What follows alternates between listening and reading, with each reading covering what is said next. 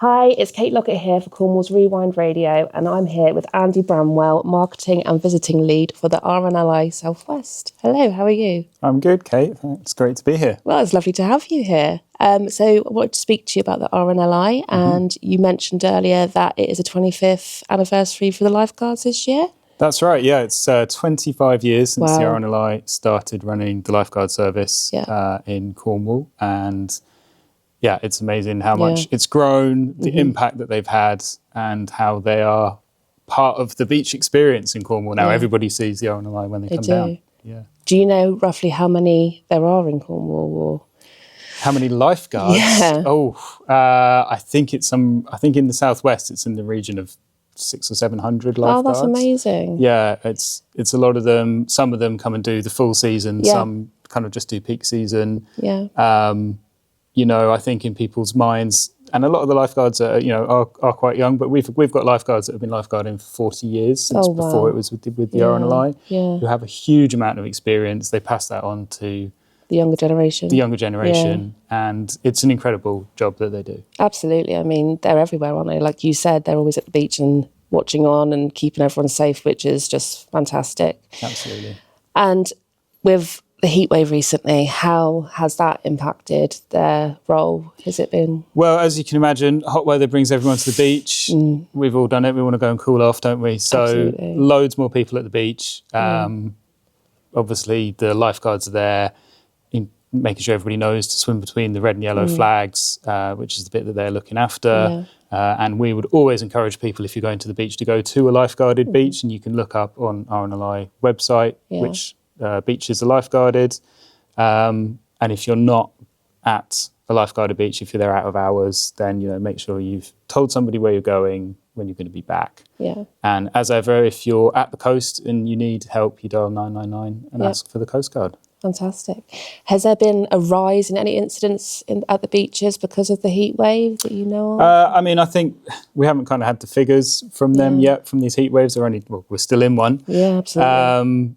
But yes, they've been busier. Yeah. A lot of what they do is kind of preventative. A lot of what the lifeguards do is not the kind of dramatic stuff, but it's those little conversations, the messages they give out that help keep everybody safe. But our lifeboats, I do know our Cornish lifeboats have been really busy this weekend, just gone.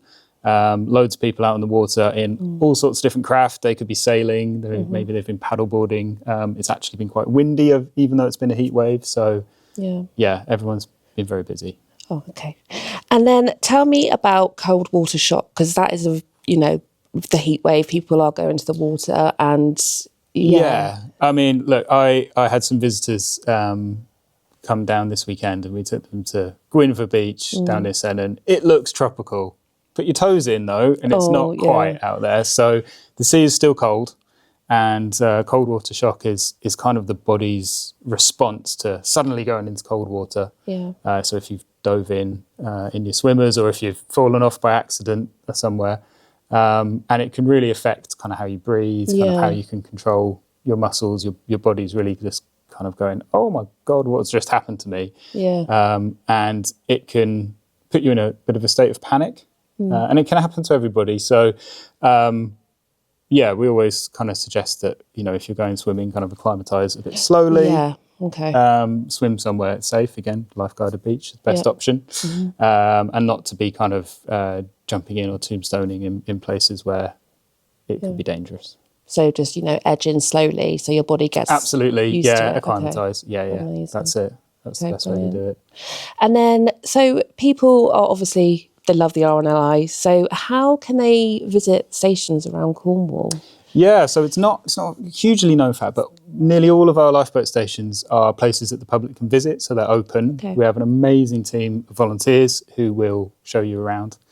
And it's a brilliant way to see behind the scenes of what the RNLI do. You can, it's free to go and visit them, so you can take the family in some cases, have a go at dressing up in lifeboat kit. Oh, wow. Get aboard lifeboats at some of them as well, and obviously if they're not out on a shout. Yeah. So it's absolutely brilliant. I would suggest having a look at the RNLI website, which tells you which ones are open and how to visit. But there's also some very special opportunities this summer. So Penlee Lifeboat, Yep.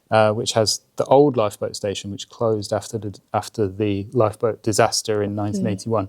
That is open a few times over the summer. Fantastic. It's not normally open to the public, and I think it's on kind of the last Sunday of the month. Again, have a look on the RNLI website to check the times. Absolutely amazing opportunity. The place has been left just like it was in 1981. It's quite a kind of hair on the back of your neck visit to go. Oh, wow. And if you don't know about the Penlee disaster, our brilliant volunteers will Yeah. tell you everything about it and why it's important. But we get visitors from all over the country coming to see that. I bet it is magical. People that remember where they were on the night that the story and the tragedy unfolded. Literally Incredible. will come down and visit, Oh, so people can go on the website to find out opening days and whatnot? Yes, they can. Okay, amazing. Absolutely. Yeah. Okay, perfect. Well, thank you ever so much for coming in and speaking to me. It's been a pleasure. Amazing. Thank you.